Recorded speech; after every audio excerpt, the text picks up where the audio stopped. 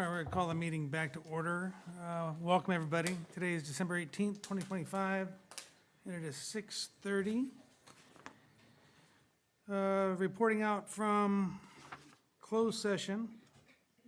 During closed session, the board voted to approve a settlement agreement in special education case SE 252604. To approve the settlement agreement as presented, the motion was made by Dr. Aguilar, seconded by Mr. Rose, and the vote was 5-0. Second report out, the governing board has conducted an annual performance evaluation of the superintendent for January 1st, 2025 through December 31st, 2025, which indicates a satisfactory rating.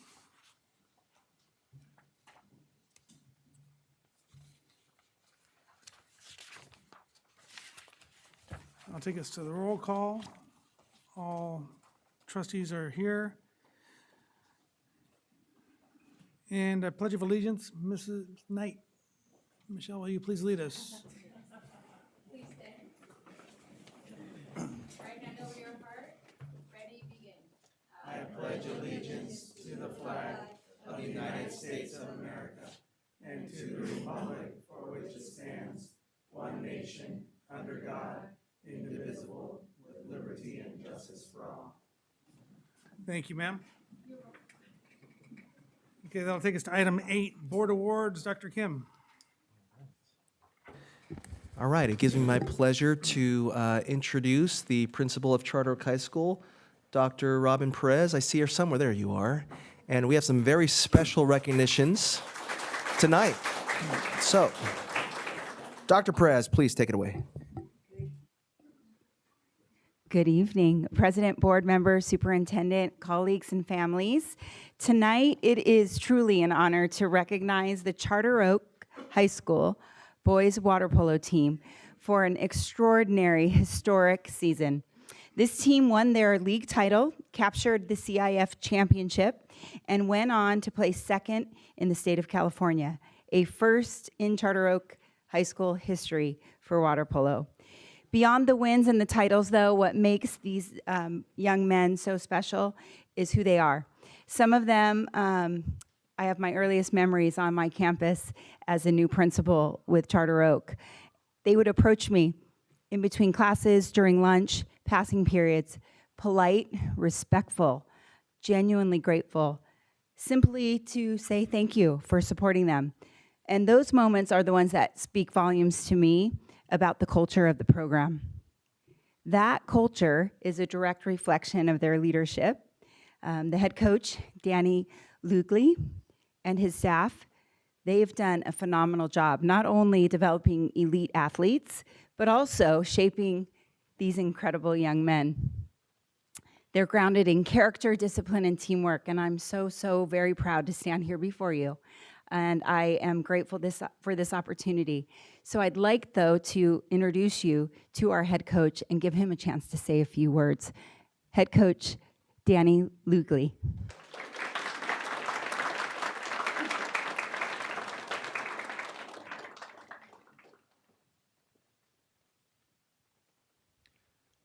Thank you for honoring our team. I don't know how I'm gonna do right now. It's kind of like an emotional state, especially being up here last year and just being awarded for our first league title, or undefeated league title ever in history, and then kind of reflecting on that from the season. I really would like to thank just the families that supported me and were placed their trust in me to be able to support their athletes. I really want to thank the seniors. They really helped me a lot this season. They were freshmen when I took over this program, and just to see them grow as individuals was the cherry on top of winning and going through our run this season.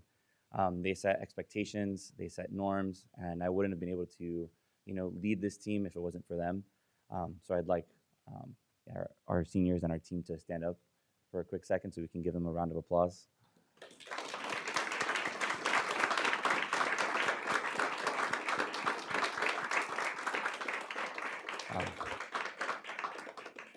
As I mentioned, I was able to coach these athletes since they were freshmen, not just during the season, but during the off season as well, through club. They stuck by me and trusted me. I told them at the very beginning that I had never been to a championship, but if they place their trust in me, then I'd be able to guide them and push them in the right direction. And I'm happy to say that we formed a lifelong bond, and I'm hoping that they will continue to play and just continue to push forward. Thank you.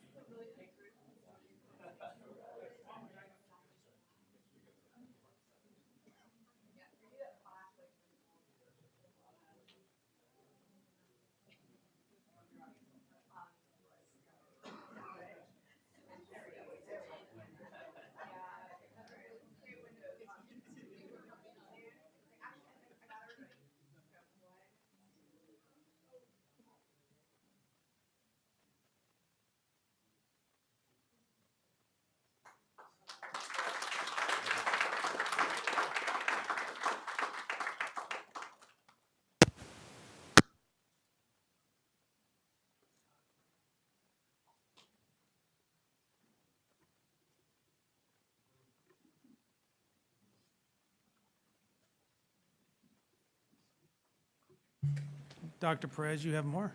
I have more. We are also proud to recognize our Charter Oak High School tennis program and the outstanding accomplishment achieved this season. Joanna Vong is with us tonight. She is one of our CIF tennis, well, actually not one, the CIF tennis final qualifier. She's had impressive achievements on the tennis court, but also in the classroom. So I'd like to share just a little bit about her. She is an IB diploma candidate, and she really exemplifies the true meaning of what it is to be a Charger, because as she has shined on the tennis court, she's been balancing a demanding academic workload with high-level athletics simultaneously. So I just admire her hard work, her determination, her integrity, and just impressed by everything she does. She really does represent the very best of Charter Oak with commitment, resilience, pride, and excellence.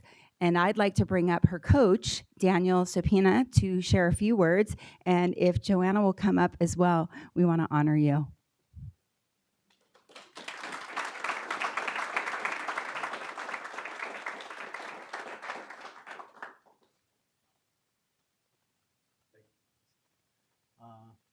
It is an honor to coach Joanna Vong.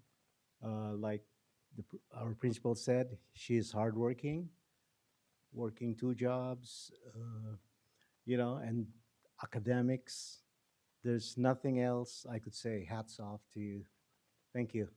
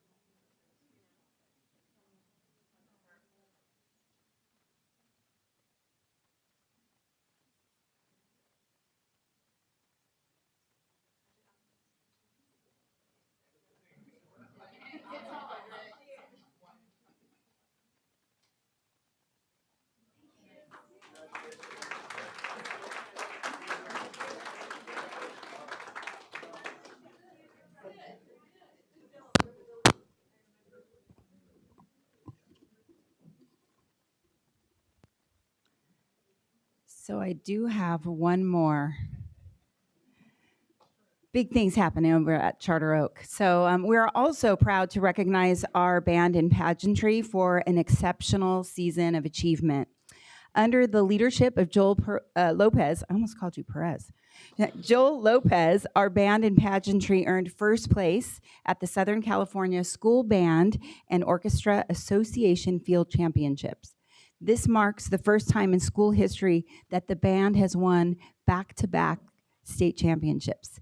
This extraordinary accomplishment also reflects the countless hours of dedication, teamwork, and pride that these students have put in. Beyond the awards, this program continues to elevate Charter Oak on a regional and state level. The band has performed throughout Southern California. They were invited to perform in Hawaii last year, and they'll be collaborating with Citrus College and the Wind Ensemble in the upcoming semester. So these opportunities speak to the growth and the strength and the reputation of this program.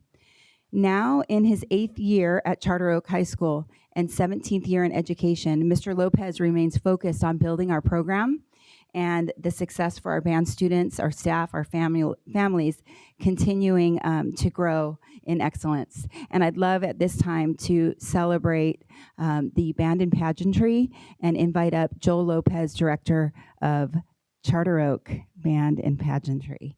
As he comes up, if some of the kids want to join him, that would be great. Let's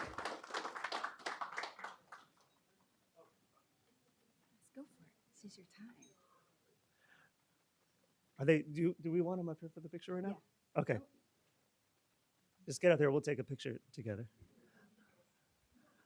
Okay, oh. So should they wait then? Oh, okay, let's wait, right? Let's wait. Okay. All right, well, good evening, everyone. My name is Joel Lopez. I'm the band director at Charter Oak High School and Royal Oak Middle School.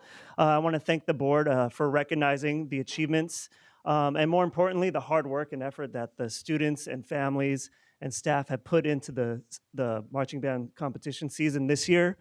You know, it all started 6-7 years ago when, yeah, they're gonna laugh. All right, when me and a couple of other people were advocating for an elementary music program, and we were able to implement that.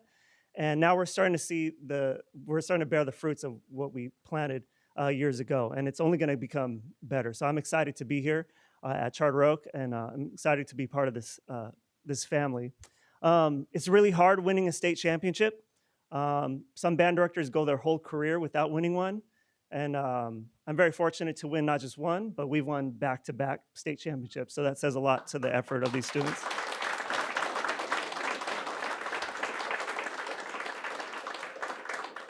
Lastly, thank you to the seniors in this group and the families for we've been through some stuff, seniors, right? They learned how to play instruments on a Chromebook in their room, and they were part of that. They were part of the rebuilding process that we had, and now we're here. They are as state championships. So one more time, thank you, board, for recognizing them. Yes.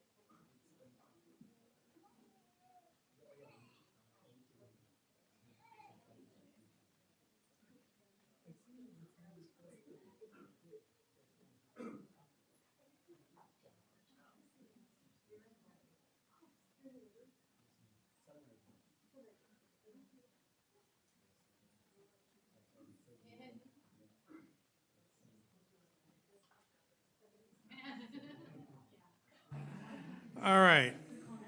It's always good to celebrate our students and their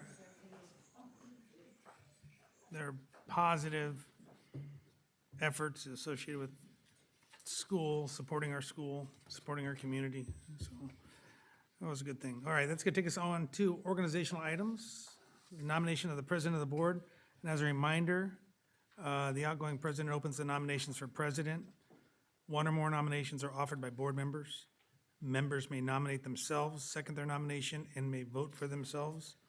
The outgoing president closes the nominations for the office of president. Each candidate will be invited to make a qualification statement for the position. The board will vote individually by roll call for the president they choose from the list of candidates nominated. If more than one person is nominated, the individual receiving the most votes is elected to the position. Voting continues until a candidate receives at least 3 votes. In the event of a tie, a new vote will be taken between the tied nominees. Board members will be reminded per board bylaw 9323, meeting conduct. The board believes that when no conflict of interest requires abstention, its members have a duty to vote on issues before them. The outgoing president announces the board member elected to the office of the president. Is that it? And that was it. All right, with that being said, I'll go ahead and open. Take nominations for president.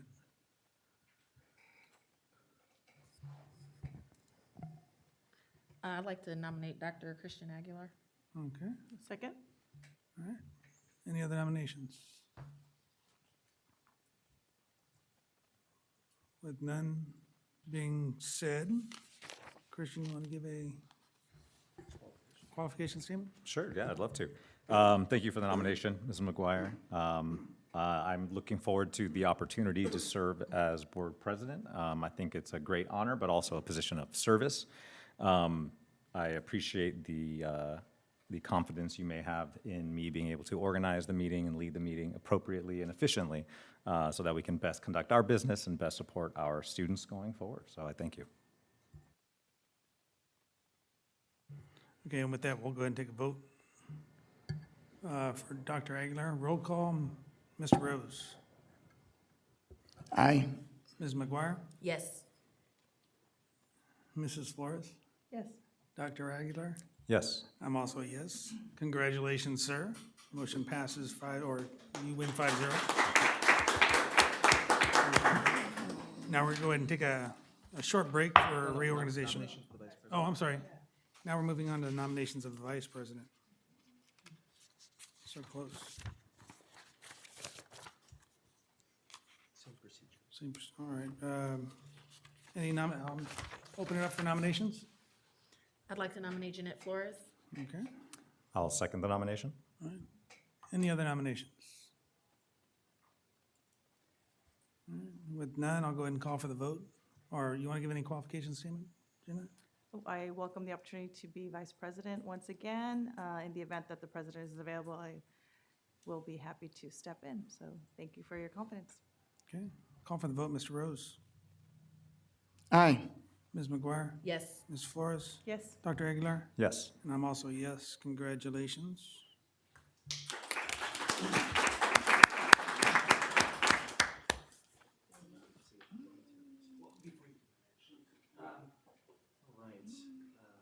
If I may, have Mr. Peterson come to the front. All right. A few recognitions, if I may. We have a couple guests with us from the U.S. Congressman Cisneros' office. We have Christiane Salamat here, who would like to present a recognition to our outgoing president. Thank you, Superintendent. Hi, Christiane from the Congressman's office, and I'm here to present you with a certificate just to thank you for your service as board president. Clearly, from the athletics to the arts and of course the academics, you had a lot to be proud of over this year, and we just want to thank you for always advocating for the students, for their families, and really encouraging student success both inside and outside of the classroom. So,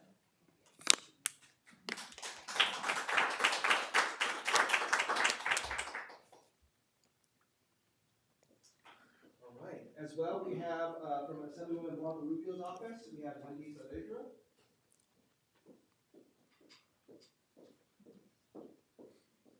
Good evening, everyone. Yes, again, I'm Wendy Saavedra. I'm one of the field representatives for Assemblywoman Blanca Rubio, and she wants to extend his congratulations to Board President Peterson for his leadership this past year. As Christian mentioned, it's super clear that there is so much talent in the district, and so we applaud you.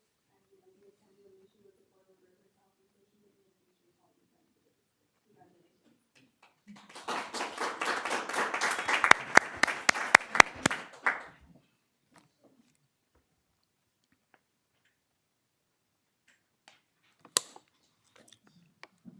And then from, on behalf of the board, thank you for representing the entirety of the board. Thank you for representing our school district and our community, serving as our president this past school year. Appreciate you.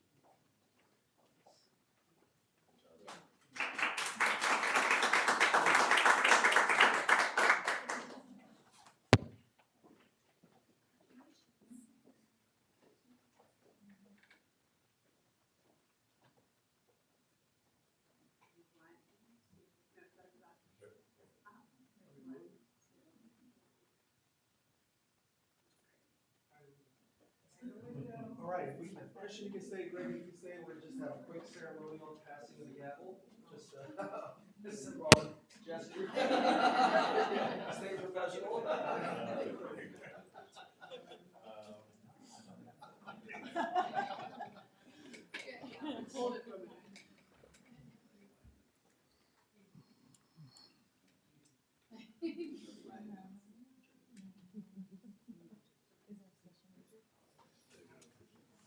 And we'll take a short, about 3 to 5 minute recess just to reorganize the desks, if you guys don't mind.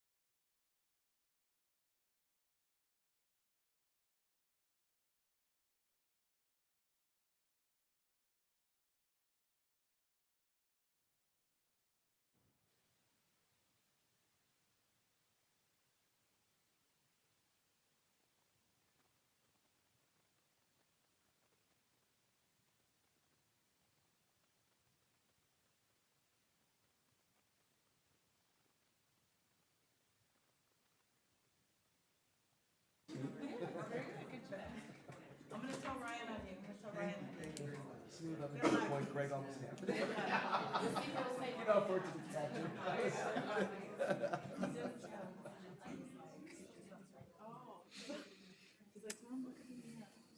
right, everybody ready?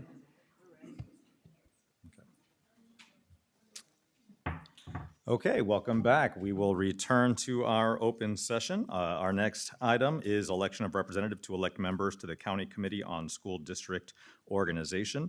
We'll follow the same rules of nomination and seconding and voting as were previously read. Do we have any nominations? I'd like to nominate Mr. David Rose. Thank you. David Rose has been nominated. Do we have a second? I'll second. Seconded by Mr. Peterson. Any additional nominations? Seeing none. Mr. Rose, would you like to make any qualifying statement on your own behalf? I'm back to the question, This is about the county committee. correct. Item D. Yeah, is that like a meeting once a year or something? Yeah, I believe so. Dr. Kim, if you can provide Provide some context. It really is having a voice as a representative in electing a potential change in the 11-member LA County Committee on School District Organization. So it's not to participate in the committee, but should there be a change on that committee, this elected person from our board would have a vote on changing that. Thank you. Well, I can say that I'm retired, so I guess I have a little bit of time to do this. I'm looking forward to the new. Again, I'm looking forward to that organization and see what I can learn and share the information back to the board and see where we go from there. I'm on 2 other committees right now, ROP, which being Board of Trustees, which is good, keeping me busy, it's good. And then the other one was the LASA, yeah, and that has been ongoing and wonderful we have a new executive member there, and I'm looking forward to attend that meeting, and I think I have time for this one, absolutely. I will be happy to take that position for this board. Great. Thank you, Mr. Rose. With that, I will call for the vote. We'll begin here with Mrs. Flores. Yes. Mrs. McGuire? Yes. Mr. Peterson? Yes. Mr. Rose? Yes. And I am also a yes. 5-0 votes. Thank you very much. That will move us to item E, filing of statement of facts of public agencies, designation of official mailing address. Do we have a motion to bring this item? Motion by Mr. Peterson. Do I have a second? Second by Mr. Rose. Any discussion? Seeing no discussion, we'll go ahead and call for the vote. I'll go ahead and invite Ms. Roselli to begin our vote with this. Yes. Yes. Mr. Rose? Yes. Mr. Peterson? Yes. Mrs. McGuire? Yes. Mrs. Flores? Yes. And I'm also a yes. It will pass 5-0 with our student representative also joining us. That will bring us to item F. A quick note, we want to make a slight point of clarity on the agenda. It is currently listed as Resolution 172324, but the correct number is actually Resolution number 17232425, certification of signatures. Do we have a motion to bring this resolution to the floor? Make a motion. Motion by Mr. Peterson. Do we have a second? Second by Mrs. McGuire. Any discussion? Okay. Seeing no discussion, we'll go ahead and call for the vote. We'll begin again with Ms. Roselli. Yes. Thank you. Mr. Rose? Yes. Mr. Peterson? Yes. Mrs. McGuire? Yes. And Mrs. Flores? And I will also be a yes. That will be 5-0 vote with our student representative joining us. That brings us to item G, the establishment of date, time, and location for regular meetings of the Board of Trustees. Do we have a motion to bring this item to the floor? Motion by, I saw Ms. Flores, seconded by Mr. I'll second. Second by Mr. Rose, thank you. Any discussion? Great, seeing none, we'll begin with the vote. Ms. Roselli. Yes. Mr. Rose. Yes. Mr. Peterson. Yes. Mrs. McGuire. Yes. Mrs. Flores. Yes. And I'm also a yes. It'll be 5-0 with our student representative joining us again. And here we have item H, authorization for district superintendent to designate staff members to sign reports and communications not requiring specific board action. Do we have a motion? Motion by Mr. Peterson, second. Second by Mrs. McGuire. Any discussion? Seeing none, we'll go ahead and call for the vote. Ms. Roselli? Yes. Thank you. Mr. Rose? Yes. Mr. Peterson? Yes. Mrs. McGuire? Yes. Mrs. Flores? Yes. And I'm also a yes. 5-0.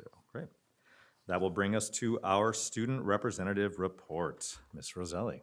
All right, thank you. All right, college app season is coming to an end, and seniors have submitted their applications. They are currently anticipating their decisions. Like Dr. Perez had introduced, boys water polo was honored tonight for their advancement to state champions, finishing their journey in second place, which was a huge accomplishment for the school. And the team was celebrated with a victory march around campus where they were joined by band. Along with this, band was also finished in first place for their competition. They've currently formed in 2 parades this month, both Covina and Glendora, sharing their music and talent through our surrounding cities. With the semester coming to an end, many sports and activities had their final runs, while sports such as both soccer teams, girls water polo, wrestling, and stunt have begun their seasons. Choir has also ended the season with 3 nights of shows, showcasing their beautiful holiday pieces and bringing the community together through music. Finally, with finals week coming to an end, the students and teachers have been working hard to finish the year with a bang. Students have tested throughout the week to receive their final grades, and we're so proud of all of our chargers for the work they have put in this semester. Thank you. Great. Thank you very much, Ms. Roselli. That will bring us to our ROP report. Thank you. Just a quick question, actually. Yeah, would you like to stay, or you may have some important studying to do if you'd like to be dismissed? I think, yeah, I have a project to work on. So Excellent. I want Okay, to wish you yes. all happy holidays, so thank you guys. All right, feel free. Thank you very much. Good luck tomorrow.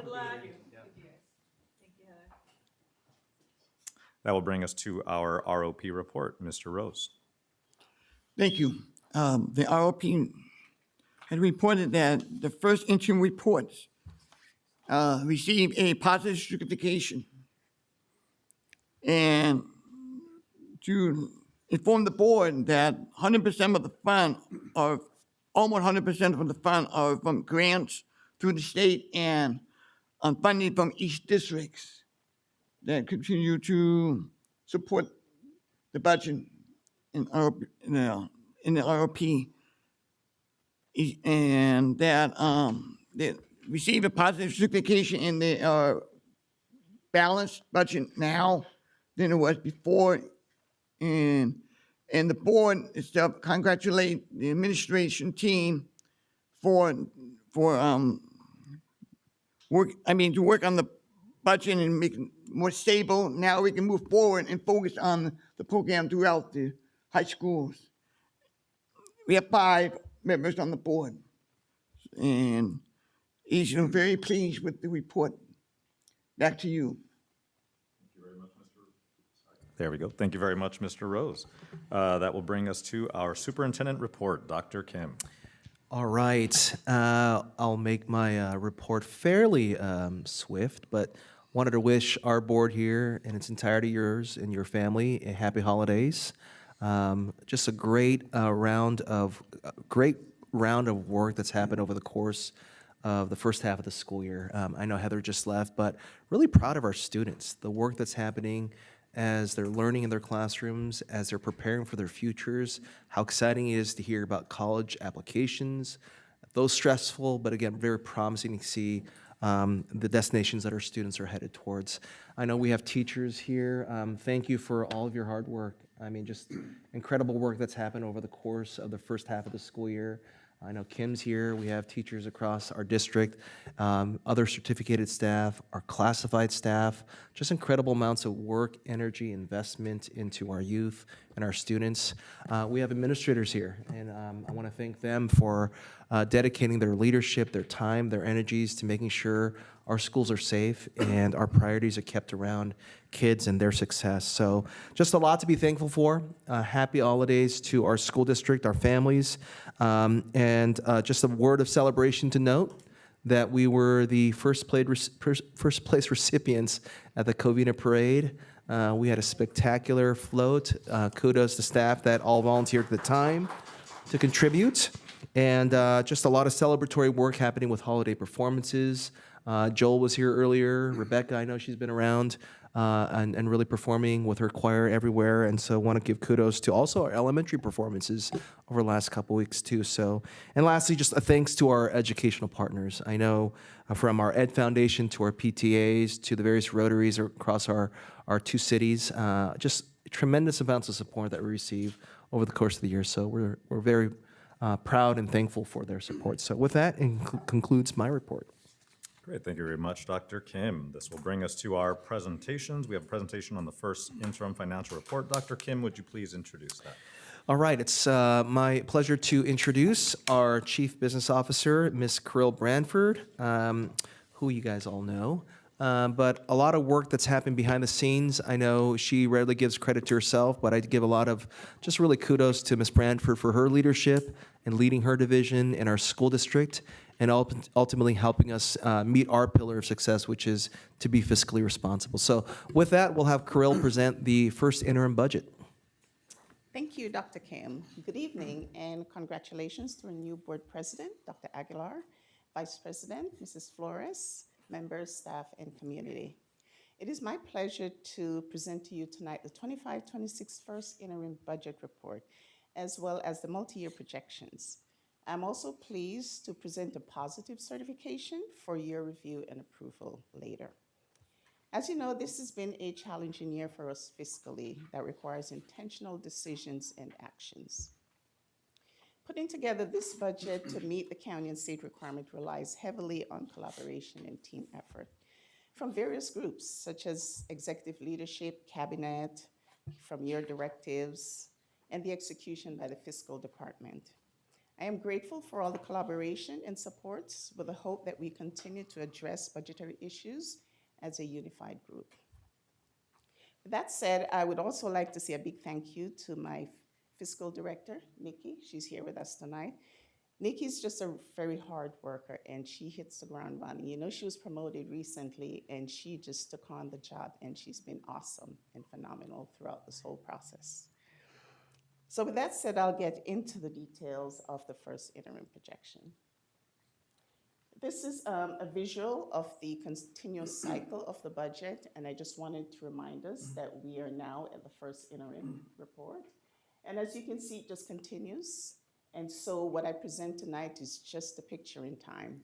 It will change. And so by the time we get around to the second interim after the budget, the governor's proposal, the budget will look different. Not significantly, but it will change. My table of contents, I'll go over the general fund assumptions, the general fund projection summary at first interim, the multi-year projections, our other operating funds, ongoing considerations, and next steps.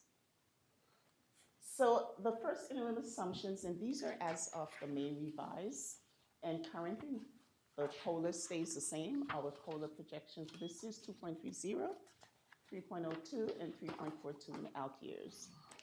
Enrollment projections was maintained flat. We know we are declining. However, we did see a little bit of a bump with our TK numbers.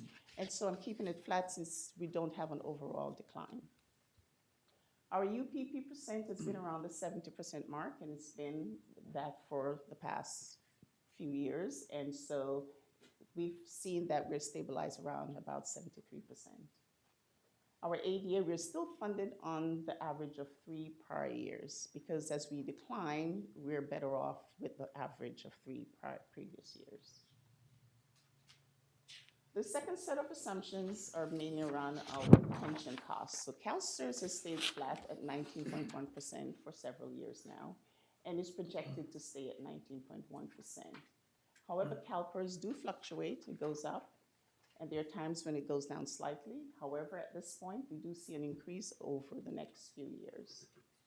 Our lottery revenues have shown some increase over prior year. And so we do see that it's stabilized. It's projected to be at $190 per ADA for the unrestricted and $82 for the restricted portion. This presents the big picture of the first interim compared to the adopted budget. And so at the adopted budget, our beginning fund balance was at 14.46, revenues at 83.5, and currently in the first interim, we're looking at revenues at 87.93. Again, there are some increases from deferred revenues as well as some receipts of new funding. Our expenditures went from 85 million to 92.6 million. A lot of that having to do with carryovers that are now rebudgeted. Our net increase or decrease showed that we were deficit spending 1.7 million at the adopted, now we're at 4.6 million. Most of that is attributed to the carryovers. Our ending fund balance is now 9.7 million versus 12.7. Again, as we budget more of the carryovers, it brings down the fund balance. And so the components of our ending fund balance shows that we have our 3% reserves built in. We have some carryovers from our supplemental and concentration funds, which is our LCAP funding. And we also have restricted ending balance of 3.8 million in the first interim, which was 6 million at the adopted. And we also have a small amount projected as stabilization towards the future years in the budget. This slide shows the multi-year projection for just the unrestricted portion. So the previous slide was a combined general fund, restricted and unrestricted. And in the unrestricted general fund, again, we separated because the general unrestricted is responsible for the reserves, the entire 3% reserves. As a comparison to the adopted, the first interim shows that our net increase and decrease is down from 647,000. Reasons for that, looking at our revenues, we went from 62 million to 62.4, a slight increase in our revenues. Our special education contribution, however, went from 13.2 million to 13.8 million. That's an increase of $600,000. Our interfund transfers at first interim at the adopted is 2.5, and we're still committed to bringing in $2.5 million from our special reserve fund, Fund 17. And so overall, our expenses also went up slightly from 50 million, 50.7 to 50.9. And therefore, we have the decrease in that portion of the fund balance. We are meeting our reserves. We are now showing 6.41% in our reserves. We have our 3% at 2.8, our assignments for supplemental concentration, 1.2, and now the portion that was set aside to stabilize the budget is down from 2.6 to 1.7. Again, as we increase expenditures, our fund balance gets smaller. In the projected year, 26, 27, 27, 28, our projection on revenue shows that we're seeing an increase. However, I forgot to mention on the COLA that next year's projection at this point shows that we may be lower on our COLA. So the current projection on the COLA will go down slightly, and therefore our revenues will be projected lower at second interim if that would come to fruition. And so again, this is just a picture in time. If those things change, we'll see a different picture at second interim. Our overall deficit spending is 1.8 million in the 26-27 year and 1.2 million in 27-28 year. Also included in our expenditures are reductions based on the fiscal stabilization plan that we must submit to the county office, showing that we will make reductions in order to meet our reserves. And so the details of those are still being worked on. However, we still have to submit a plan to the county office. Overall, we still have our reserves in 26-27, but looking at 27-28, we are just barely meeting our 3% reserves. So there's always work to be done in order for us to not only have 3%, but the goal is to have more than 3%. And so as we are working our way towards that, we're hoping to show a different picture as time. Now, balancing the budget, I talked about all those reductions that we must make. And so some of the major changes since the adopted budget are at the first interim, we show that we have increased contract services. I talked about the $600,000 increase in special education. The reason for that is that the revenues went down approximately $200,000 and the expenditures went up $400,000. So there's a need for $600,000 in contributions. We added all the carryovers from 24-25 to our categorical programs, so that increased our expenditures. And we did receive some one-time funds. It's a new discretionary block grant. It's on the restricted side of the books. However, we do have flexibility on how we can spend those funds. We also receive additional funding for a Learning Recovery Emergency Block Grant, as well as our ELOP program. As our UPP number gets higher, ELOP is moved into a different tier of funding, a higher funding tier, and so they do see more revenues coming in. We did receive a small increase in our LCFF TK add-on rating. It was promised in the May revise. However, we were cautioned not to budget it until the governor signed the budget. Now that he signed it, it's in, and so we did see a small increase in our revenues. We're maintaining the 2.5 million in a fund transfer that we committed to put it into the budget so we can balance the budget. And in our fiscal stabilization plan for 26-27, approximately $2.5 million of reduction is built in. And in 27-28, approximately $400,000 is built in. Again, this will probably change at second interim. On our restricted side of the books, we started the adopted budget with 8.7 million, adding revenues of 32 million, overall 34 million in expenditures. And so at the adopted budget, there's a deficit spending of 2.3, and then by first interim, deficit spending of 4.8 million. Again, they do have the reserves to be able to absorb the deficit spending.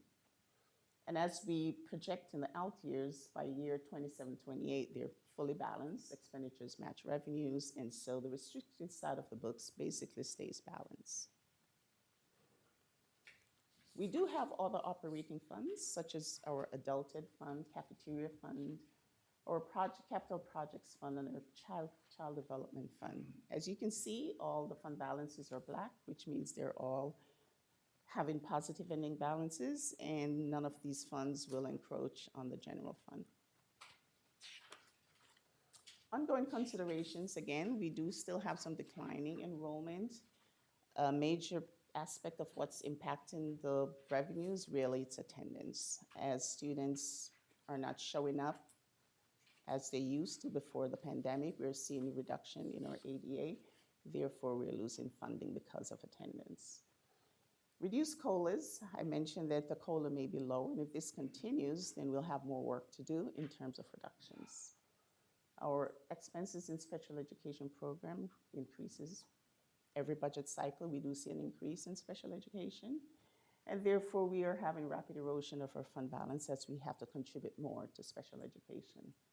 We have increased insurance premiums due to the AB 218 law. This has been for the past maybe 5 years, and every year we do have to pay additional insurance premiums. Our capital facilities needs never go away, so we continue having to fund our capital facilities. And again, LACO requires that we do have a board-approved fiscal stabilization plan and resolution. As our reserves dwindles, then they ask us to do more action in terms of stabilizing the budget. Our next steps will be the governor's January budget proposal. We'll all attend that meeting on January 22nd. We'll also have a summary for 24-25 audited financial report. This report is delayed, and usually we'll see that report in January. We may see it in February because of the federal shutdown. Auditors weren't given guidelines in time to do the federal audit, and so we had to seek an extension, and so this report will be delayed. And then our 25-26 second interim budget projection will be presented to you March 12th. Thank you, and at this time, if you have any questions, I'll be happy to answer. Great, thank you very much, Mrs. Branford. Do we have any questions from the board? Mr. Rose. I want to ask you about the restricted fund. Okay. I think it's on page 9. 9. I heard you mention that beginning balance, you said the word cushion. Yeah.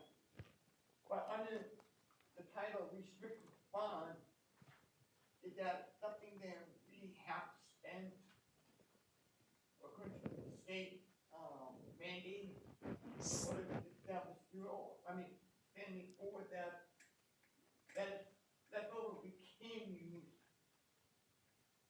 But can we use it for only restricted fund, or can we move it over to unrestricted fund? What do you think? No, so the restricted, that's why we separate the books. So we have the unrestricted side, and then we have the restricted. So the restricted funds are for specific purposes, and they're only for supplementing what we do in the unrestricted side of the general fund. And we cannot commingle those funds, so we cannot transfer those funds from the restricted to the unrestricted. Okay, on the restricted fund, you have an idea, give an example of what we did not spend. Oh, so in terms of the carryovers, let's say ELOC, if they didn't spend all their monies the previous year, those monies fall to the fund balance. And therefore, when we rebudget those funds, it doesn't have a revenue attached to it, but it is in the fund balance. And so that's why you'll see a deficit spending on that side, because it's not revenues, but it's a carryover.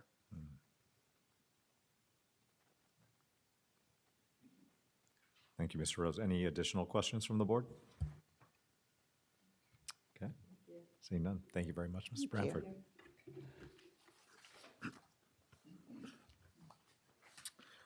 Okay, this will now bring us to our public comments. Do we have any comments this evening?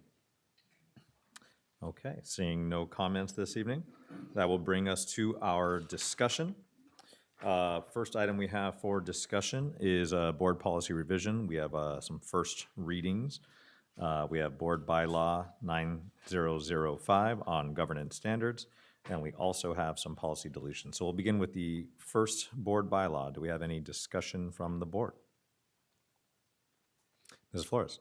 I just noticed a few things were double listed twice, so just make sure that that's 1312.2 complaints concerning instructional materials, it's listed twice. So just to make sure we clean that up. There's some other ones that are kind of, that are double. We'll look at that, absolutely. Any additional discussion on bylaw 9005? Okay, seeing no further discussion, we'll move to discussion on policy deletions, first reading. So we have a few policies there, several either redundant or not supported by CSBA. Do we have any discussion on these particular policies? Mr. Rose? After this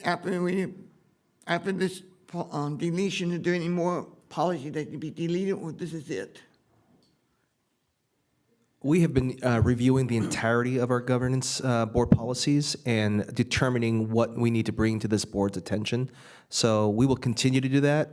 It'll be determined as we move along what needs to be brought to your attention for potential deletion. So tough to predict. I think as we review it, we'll have a better idea. Thank you. Any additional discussion? Okay. Seeing none, we will go ahead and move over to our action items. We have our first action item under business services, budget revisions, and transfers. Can I have a motion? So moved. Moved by Mrs. Flores, second. Mr. Peterson seconds the motion. Do we have any discussion? Seeing no discussion, we'll go ahead and call for the vote. Mr. Rose? Aye. Mr. Peterson? Yes. Mrs. McGuire? Yes. Mrs. Flores? Yes. And I'm also a yes. That'll pass 5-0. That brings us to item 2 under our business services, first interim financial certification, which we have a positive budget certification at this time. Do we have a motion to bring this item to the floor? Motion by Mr. Peterson, second. Second by Mrs. McGuire. Do we have any discussion? I just Ms. have a Flores? comment. I want to thank Ms. Carol Bramford and her team for always bringing us accurate information and for the diligence in your work. So thank you to you and your team. Thank you, Nikki. Any additional comments or questions? Mr. Rose? Under restricted fund, on page 7, general fund, on the 3-year plan, we had to add 2.5 to the budget from Fund 17. Correct. Fund 17, and that the second interim report will not report another 2.5, right? Well, we I'm don't trying to- know yet. So this is the first interim. And so we are still committed. We actually do need that 2.5 million. I don't know what will change yet for the second interim. Last question, the 2.5 was needed to balance this budget. Yes. It was needed, okay. So we're very fortunate to have Fund 17 from Sunflower Campus. However, we can't continue to do this coming from the land because it's not continuing, it's a one-time thing. So that we're very fortunate to have, we're fortunate to have this. There might not be another one. And that's something the board needs to be aware of this when we look into next year's budgets and afterward. Come serious consideration, how we're gonna continue to maintain the budget throughout the next 2-3 years. Yeah, okay, I appreciate that, thank you. You're welcome. Any additional comments or questions? Okay, seeing none, we'll go ahead and call for the vote. Mr. Rose? Yes, Mr. Peterson? Yes. Mrs. McGuire? Yes. Mrs. Flores? Yes. And I am also a yes. That will pass 5-0. Which brings us to our Resolution 2024-25, resolution to identify the amount of budget reductions needed in fiscal years 26-27 and 27-28. Do we have a motion to bring this item? Mr. Rose, is that a motion or?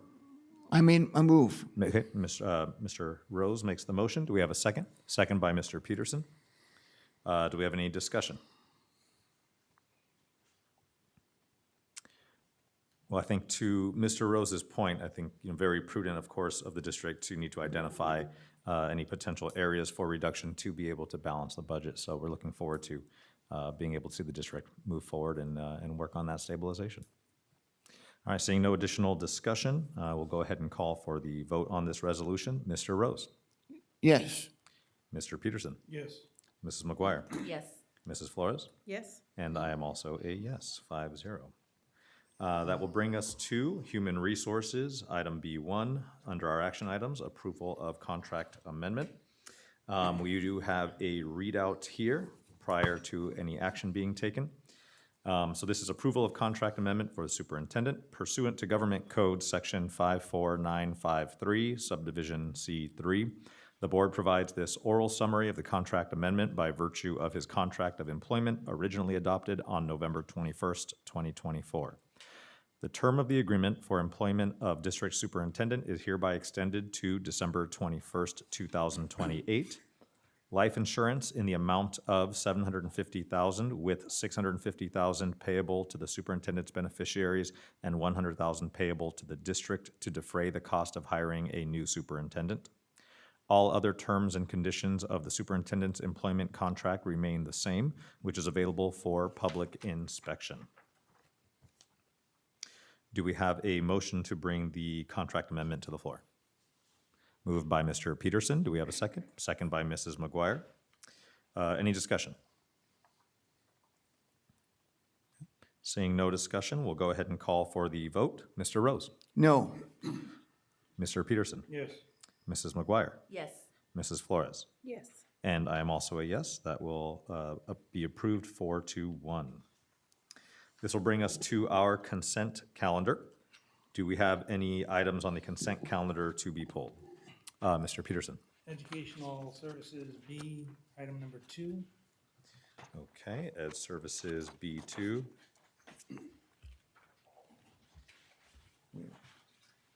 Any additional items to be pulled from the board? Okay, seeing no additional items to be pulled, can I have a motion to bring the consent calendar with the exception of item 17B2 to the floor? Moved by Mrs. McGuire. Do we have a second? Second by Mr. Peterson. All right, we'll go ahead and call for the vote on the consent calendar with the exception of item 17B2. Mr. Rose? yes, Mr. Peterson? Yes. Mrs. McGuire? Yes. Mrs. Flores? Yes. And I am also a yes. That will pass the consent calendar. That will now bring us to item 17B2 under Ed Services. Do we have a motion to bring this item to the floor? Motion by Mr. Peterson. Do we have a second? Second by Mr. Rose. So I got Mr. I'll Rose. take I got you on there. I saw the hand go up. Second by Mr. Rose.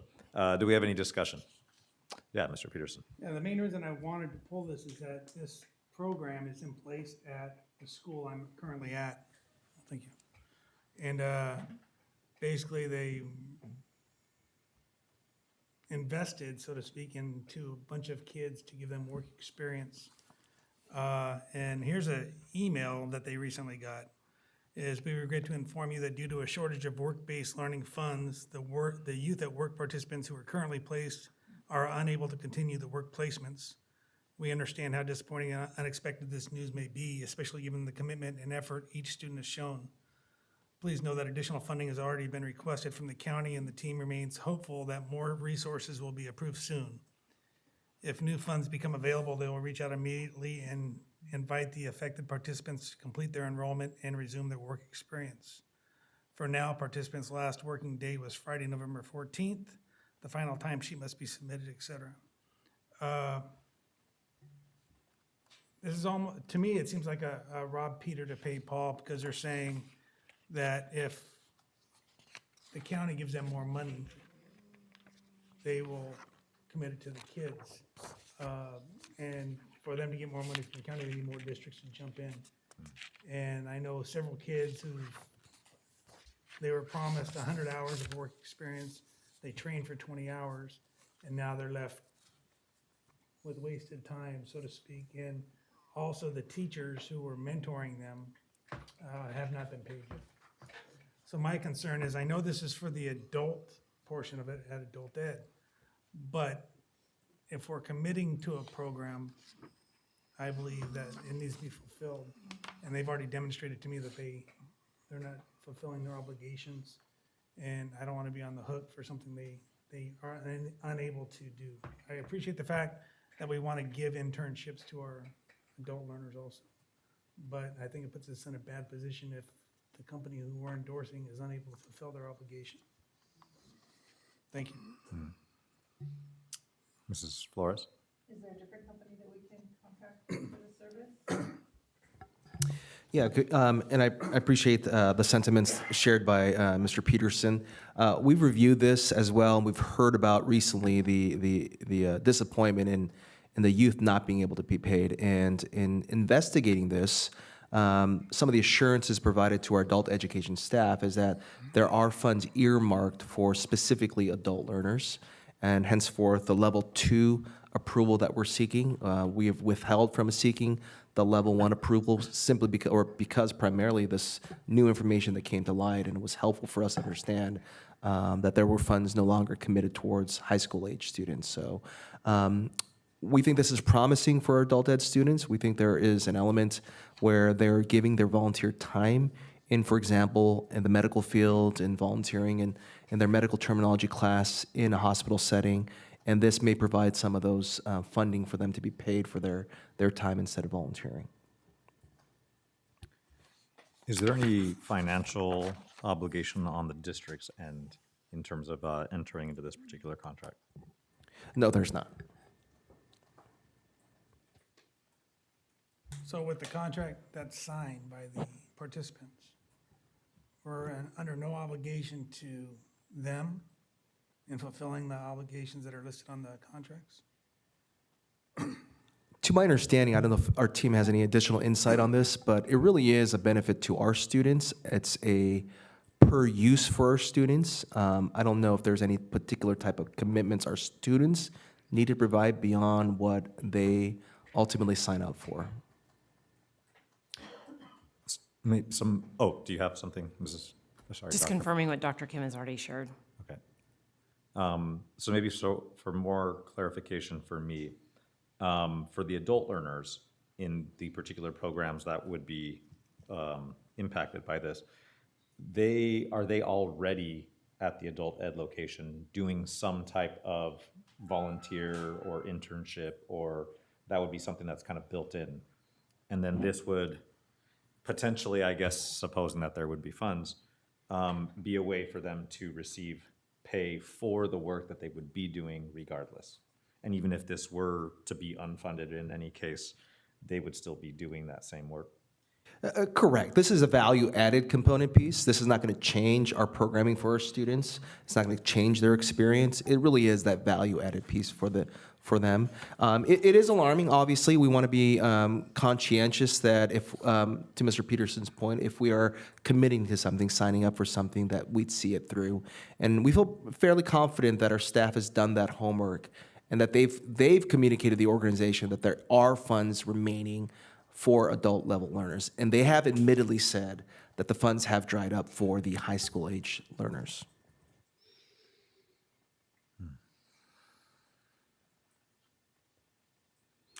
Additional discussion, questions? The problem I see with them is that when they signed all these kids up, they knew what the obligation was.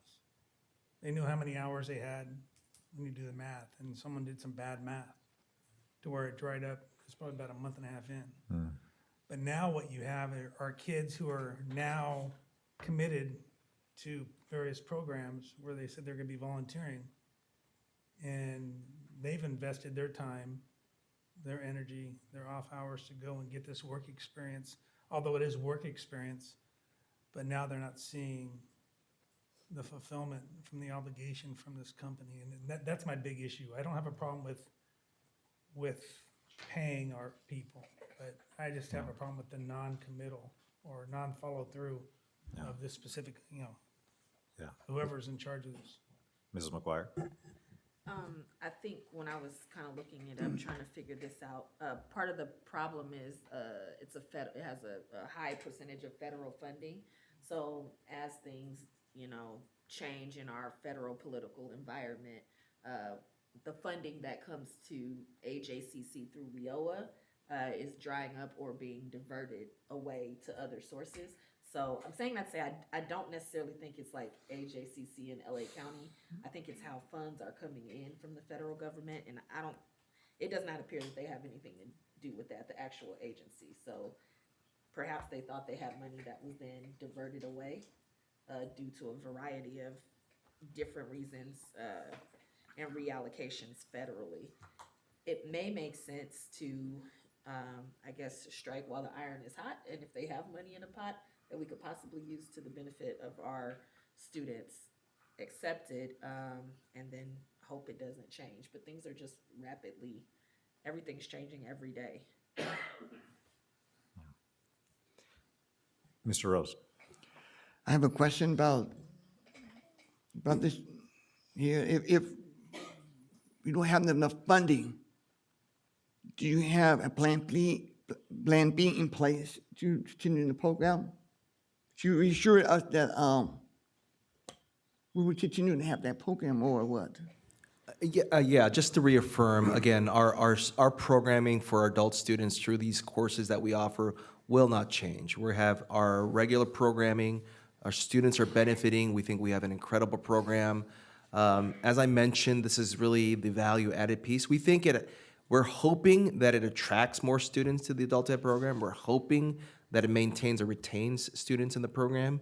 But again, we're not gonna lose out on the programming and the value that we already have within the adult ed courses. Okay. With that we're hoping to attract.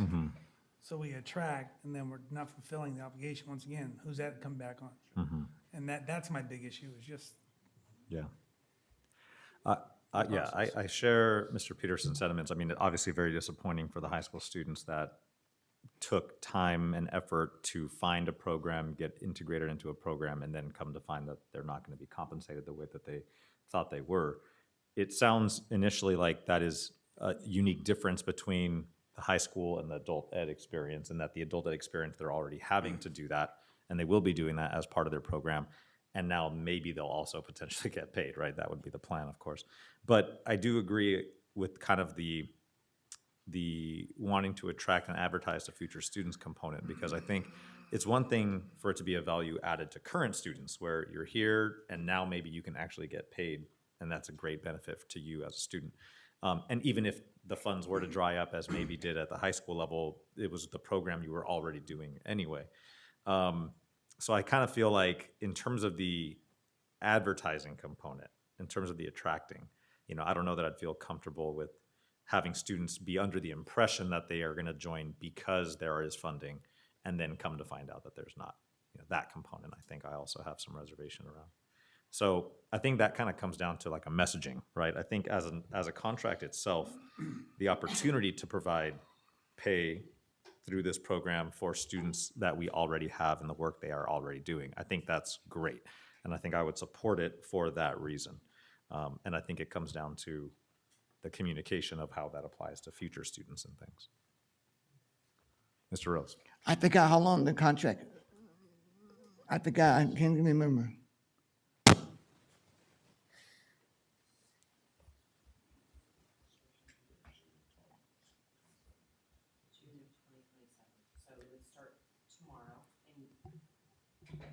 It would start tomorrow and go through June of 2027, June 30th of 2027.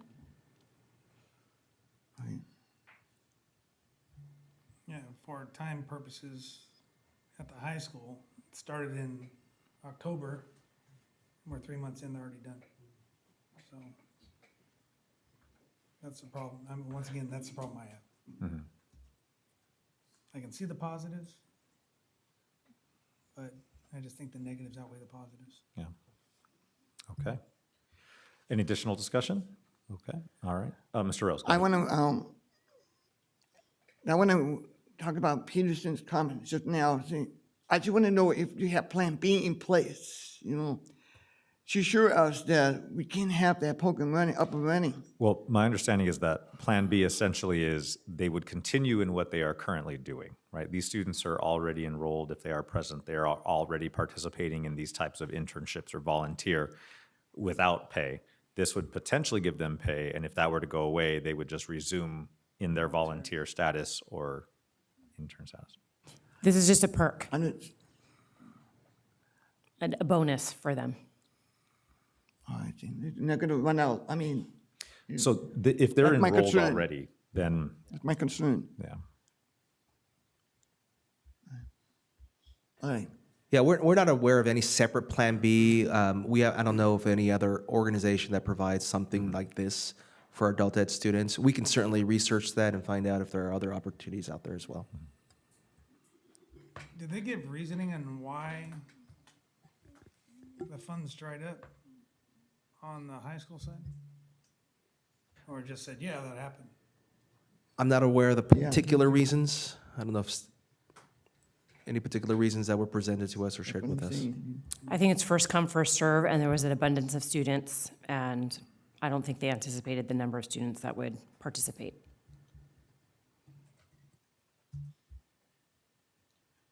Yeah. Okay, we'll go ahead and call for the vote. Mr. Rose, No. Mr. Peterson, No. Mrs. McGuire, Yes. Mrs. Flores. Yes. I am also a yes. So pass 3-2. And that will now bring us to, skipping a page here. That will now bring us to our board comments. We'll begin with Mr. Rose. Thank you. Last Saturday we attended, we attended Glendora Parade. And with Dr.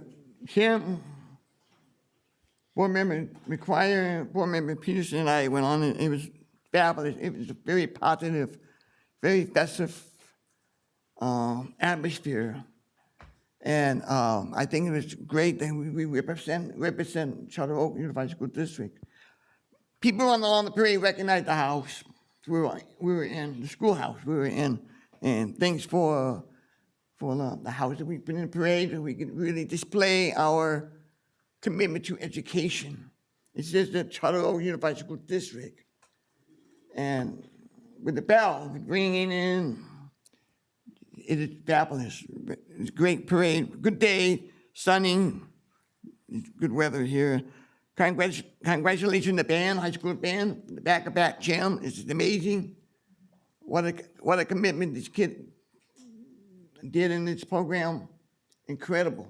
It's incredible. Congratulations to the band. And I wish everybody a Merry Christmas and Happy New Year's and Happy Holidays, everyone. The teachers deserve the break. by tomorrow, they should be the last one to leave campus in good spirits, and wish all the teachers and staff a pleasant holiday. Board members, enjoy your holiday as well. Be safe, and looking forward to seeing you back in January. Thank you. Congratulations to Dr. Aguilar being the president of the board, Flores being vice president on the board, and wish you guys, I'm looking forward to working with all of you in the future. Thank you. Thank you, Mr. Rose. Mr. Peterson.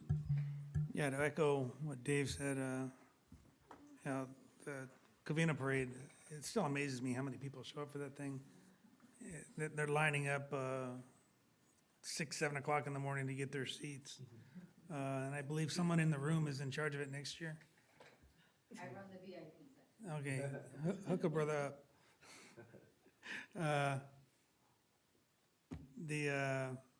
But to get first place in the float section was pretty amazing. So congratulations to the staff who designed that and put that through. Tonight with all the water polo and the band celebrating and the young lady with tennis celebrating the student success, it's phenomenal. That's what it's all about. With Joel, I really like the nexus he made with the success of our band is with the elementary school program that we brought in several years ago. So it's good to see that is doing what we intended it to do. So with that being said, I hope everyone has a safe holiday. Get some rest, recharge, and get ready for the second semester. Good luck to the kids taking their finals tomorrow. And have a safe and happy holiday. Thank you, Mr. Peterson. Mrs. McGuire. Yes, as the self-proclaimed Christmas parade captain. Feel the flow? No, that's the next part. I want to thank all the staff and the team for building that award-winning float. We had a great time.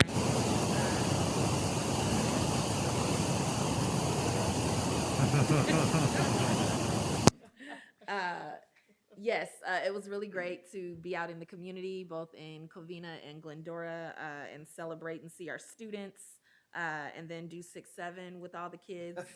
So I think that's cool. And then Operation Gobble went really well in our district. The Assemblywoman Blanca Rubio was able to distribute thousands of turkeys to our community.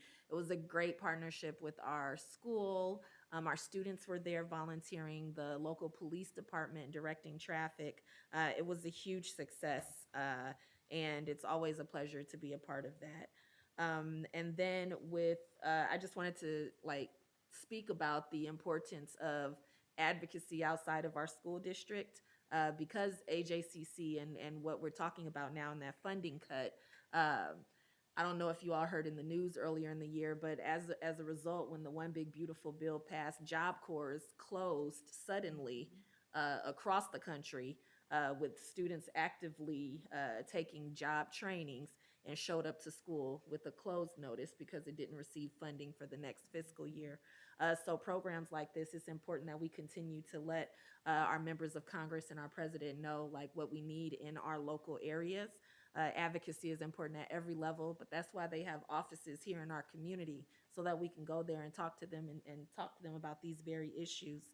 And then the next thing is the consolidation of these workforce funds through Make America Skilled Again.